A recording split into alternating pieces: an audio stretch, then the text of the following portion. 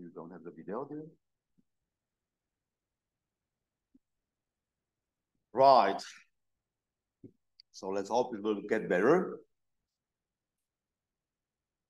So, so whenever you take some word made of the letters which are elements in our real algebra G, we can take the corresponding composition of the differentiation with respect to the left invariant vector fields, right? So remember, omega inverse of an element in the algebra gives us left invariant vector fields. And composing these derivatives, we definitely can believe and should believe that it will help us to describe the jets in some sense this way. So what's happening if we commute? So if we just replace the order of the two? Well, we are dealing with left invariant vector field. So it's just the same as differentiating with respect to the Lie bracket of the elements, right? And therefore, we take the ideal, so there is one bracket missing here. So we take the ideal generated by these guys. We quotient it out from the tensor algebra, which is the algebra generated by all those words, right? And what we get is what we all call universal enveloping algebra of G. And of course, the elements of the universal enveloping algebra of G can hit our functions of the homogeneous bundles, so the sections of the homogeneous bundles, and will produce elements in V. But that's not good enough. We want to have, well, if not the jets themselves, then the dual to the jets. And that's obtained in such a way that you simply imagine that using the brackets, you can bubble all the elements from P through to go to the very right of the word. And then if you take the tensor product over UP, you can encode what's happening because of this thing, right? So the sections are equivariant. So differentiating the vertical directions will produce an algebraic action. So having them on the very right allows us to let them jump to the other side, and there they act algebraically, right?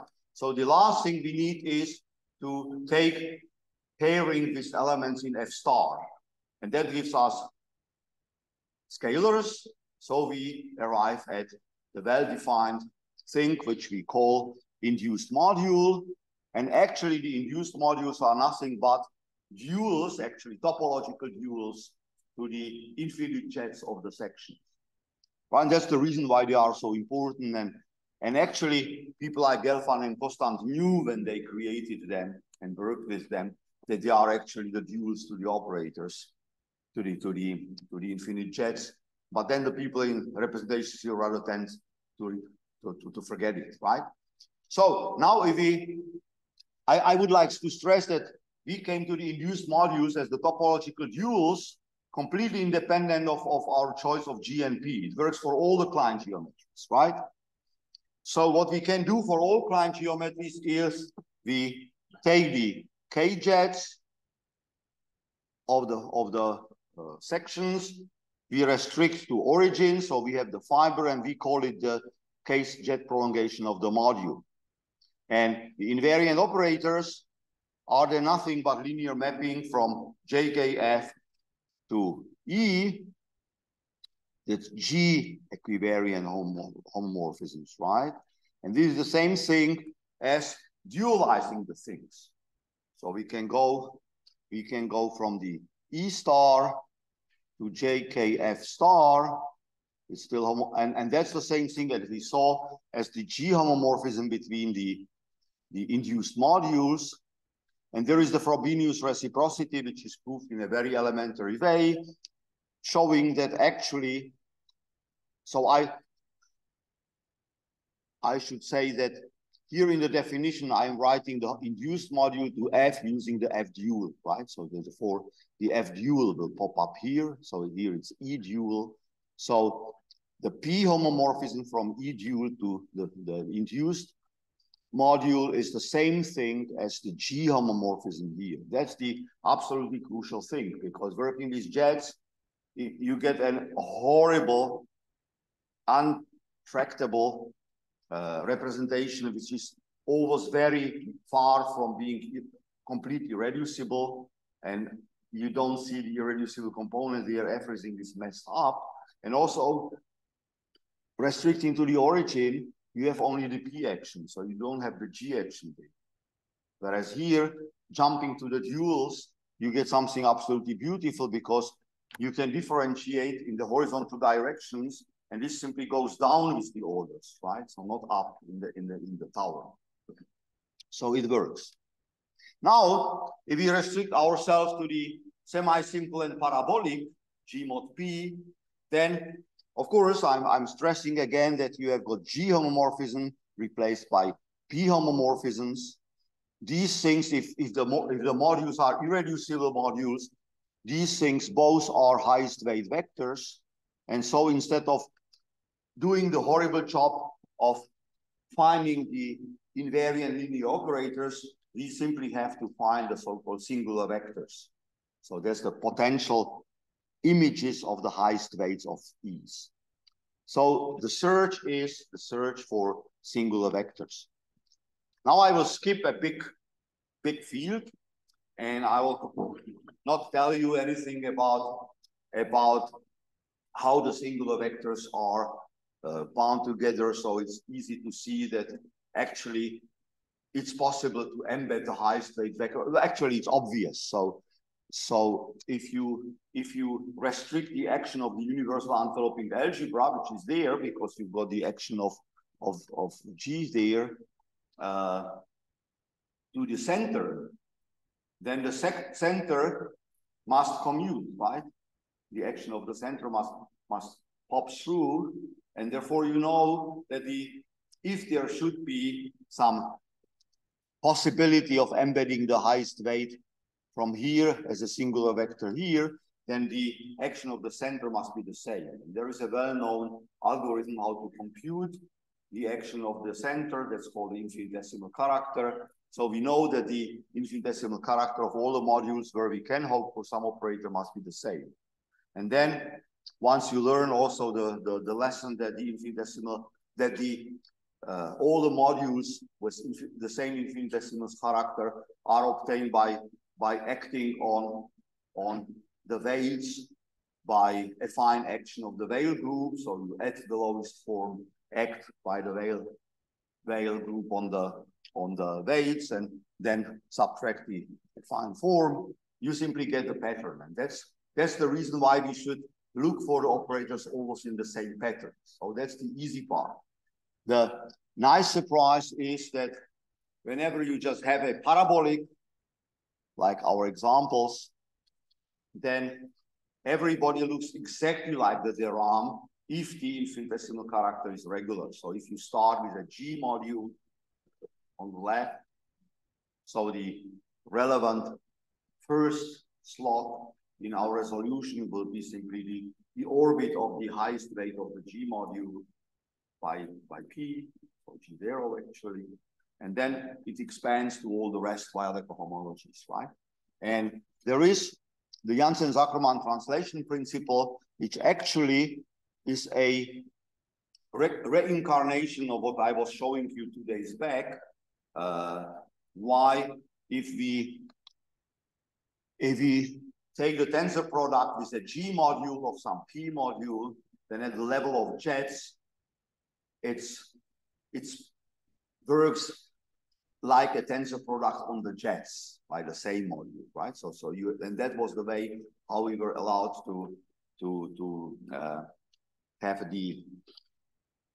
the twists by the W module. At the level of the Verma modules, this gets even more straightforward, because what you do is you take simply your induced module of one of the modules and of another of the modules, and if you know that there is a morphism between the Verma modules, so you have found a singular vector,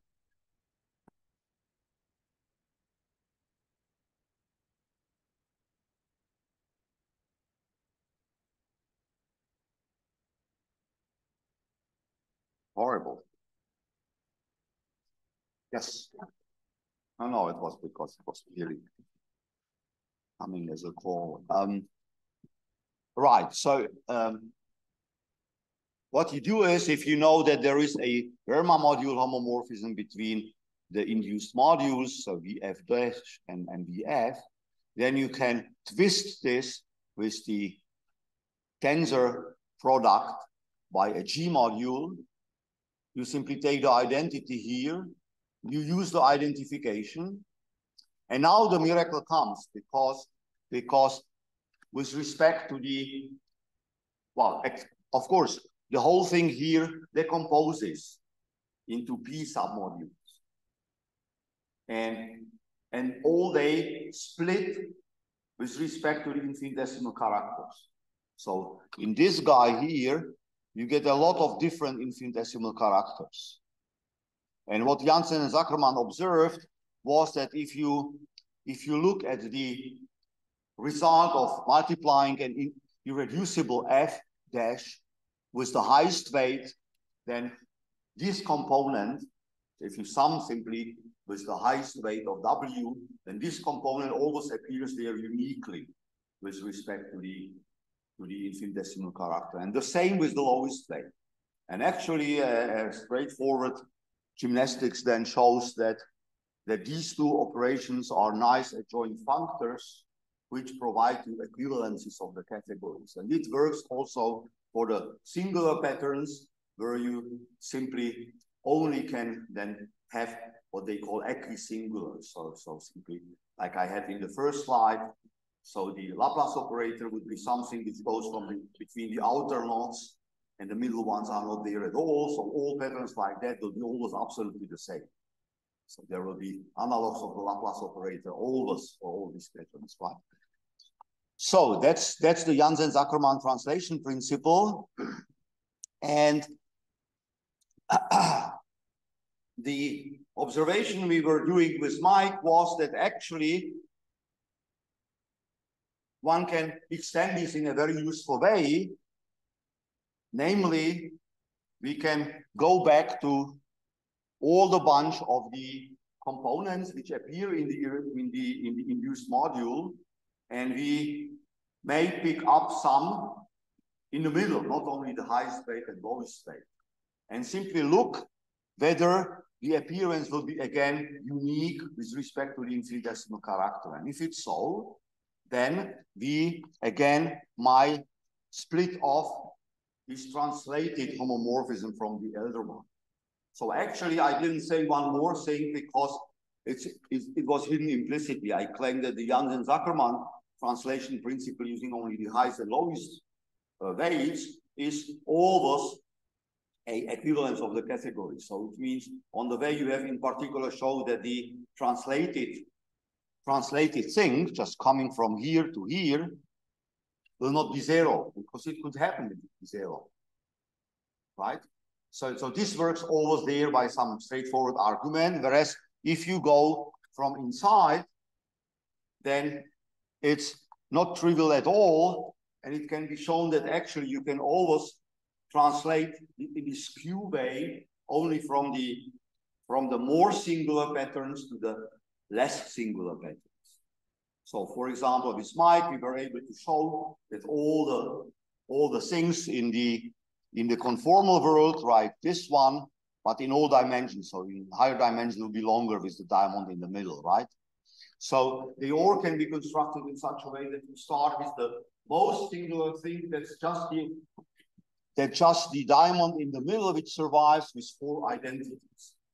And the identity operator can be translated in this skew way to get the Dirac, which is the singular case where the outer ones do not exist, and here we have 2 equal ones, this way and this way, right? And only one operator between them, that's the Dirac.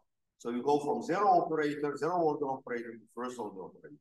And then you can show that the Dirac operator can be translated into Laplace operator, which is, well, from less singular to more singular in the sense that it goes further, right? And then the next step could be that you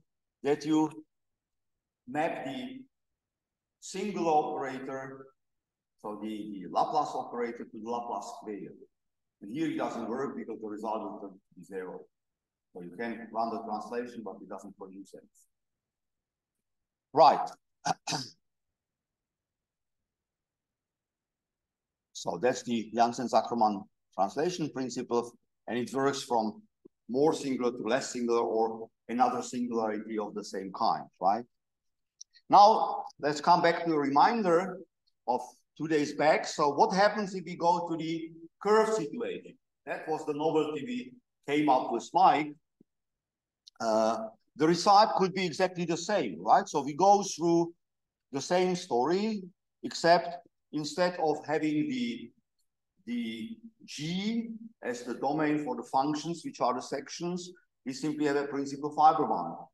We can again take the tensor algebra of G and understand it as generated by the words built of the individual letters. And the letters are then the elements of G. But the point is that we know that the commutator acts as the bracket only if at least one of the arguments was vertical. Because if both are horizontal, there is the curvature. So we would have to mess it completely up with the curvature. So what we can do is we can simply take a much smaller ideal and make what we call the semi-holonomic universal enveloping algebra. And that's here. And then we define the semi-holonomic induced modules this way. Again, this works for all G's and all P's. No reason to restrict ourselves for the parabolic world. But it works, right? And again, for the very same reasons, this happened to be exactly the topological duals to the so-called semi-holonomic jet. That's what I also constructed 2 days back. So this universal differential operator, which produced us with the help of the Cartan connection and the invariant derivative, a universal way how to get this semi-holonomic jets for each sections in a natural way. So what happens is exactly this. So the invariant derivative was not covariant, but if we take it all together up to order k, then it's again equivalent, and we get a universal k-jet semi-holonomic operator. And thus, again, if we just do exactly the same strategy and the same steps, we get an identification of homomorphisms between the semi-holonomic Verma modules, which is the same as embedding the highest weights into the semi-holonomic induced modules and the corresponding operators. But now it goes only one way. In the homogeneous world, we knew that the linear invariant operators of finite order are exactly all coming from the homomorphism. Here we don't know it. Here we just know that if we get a homomorphism, then there is the operator. And the reason is that the value of this universal semi-holonomic jet prolongation is not the whole space. So it doesn't explore the whole space enough, but filled enough. Actually, there are the Bianchi and Ricci identities and all the differential consequences. So you are living in an absolutely horrible algebraic variety in the space. And so what you can do is you can simply say, well, so it's enough to have something weaker than a homomorphism between the semi-holonomic Verma modules, which, if restricted to the values of my universal operator, will be equivariant. That's exactly what happens with the long arrows, the 10H operator. So simply you take the same formulas in the flat world, you find out that the formula is no way a homomorphism for the P modules in the curved situation, but it is if restricted on the image of the Bianchi and Ricci. So if you are allowed to use Bianchi and Ricci in computing the equivariance, you find out it is, right? So we do not get all of the operators this way, but we get many. And now again, we search for the singular vectors in the now semi-holonomic Verma modules. And the semi-holonomic Verma modules, they are projected, obviously, down to the original holonomic ones. And these projections, so I mean, these filtration things come from the filtration obtained by how many letters I'm using to get the element, right? So 0 is just the module, then there's just one differentiation step, and then it's 1, etc. And at the level of 1 and 2, it always splits.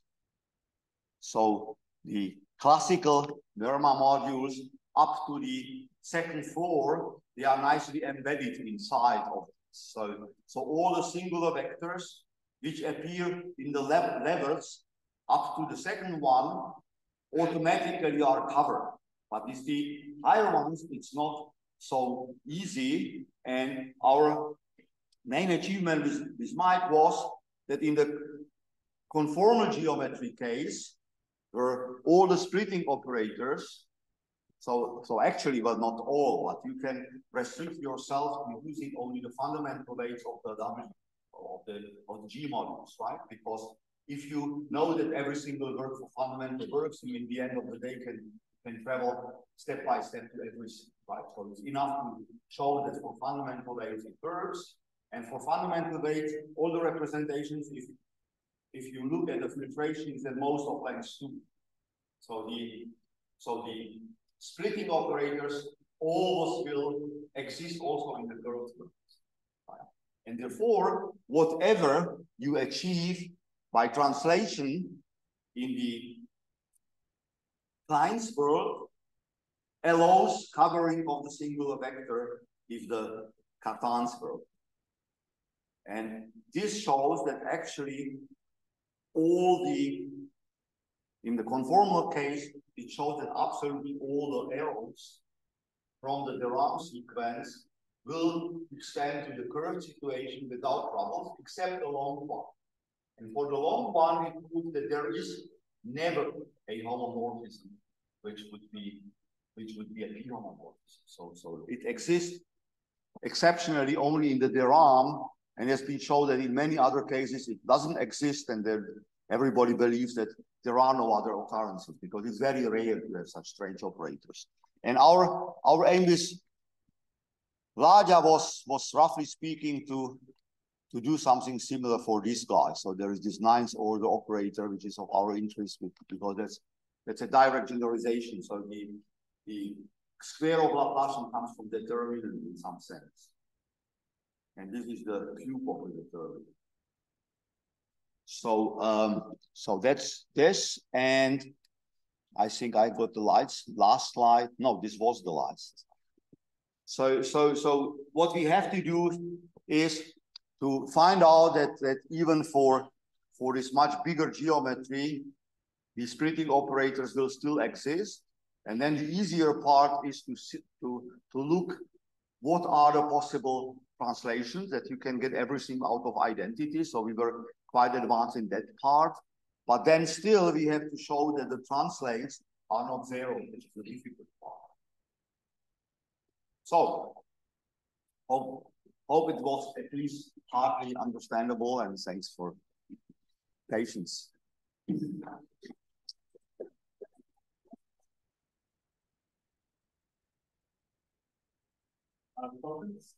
Comments? I have a strange question. I know these sort of equations are all infringement. So can the theory, the sort of things that they do that, the frame, well, actually, this was the beginning of my interest in Cartan's geometry in variations. So basically, we found out that the physical translation by animals were just asking colors figure and that's fine. Hence, you use how to write down the translations, speaking the contributions from one of the figures to the other, and guessing why I don't know how to do it, that exactly this way would be invariant is the most simple Cartan connection impact on the full-dimensional homogeneity, because it's exactly, if I go back to the picture here, this one. So if this was 2, right? So the twisters happen to be exactly the standard representation module. And because it's a G module, it inherits automatically a linear connection from the Cartan connection, the canonical one. And you can write the formulae in a straightforward way just by using some tautological point of view. So I could write the formulae, yeah, but it's just knowing the brackets in the algebra, also to write the formulae explicitly. And you know in advance it will be natural, invariant, it will be a connection. So there's like they notice that, right? And people around in the area, these people, and in particular Rob Boston, the student at that time, and they tried to work with that, and they also had a version of the curve translation principle, which was published by our core slide, was that I didn't believe I could ever understand the proof because the arguments were not correct. And Mike didn't want to see that, but then finally he agreed that, and he wrote this algebraic probabilities.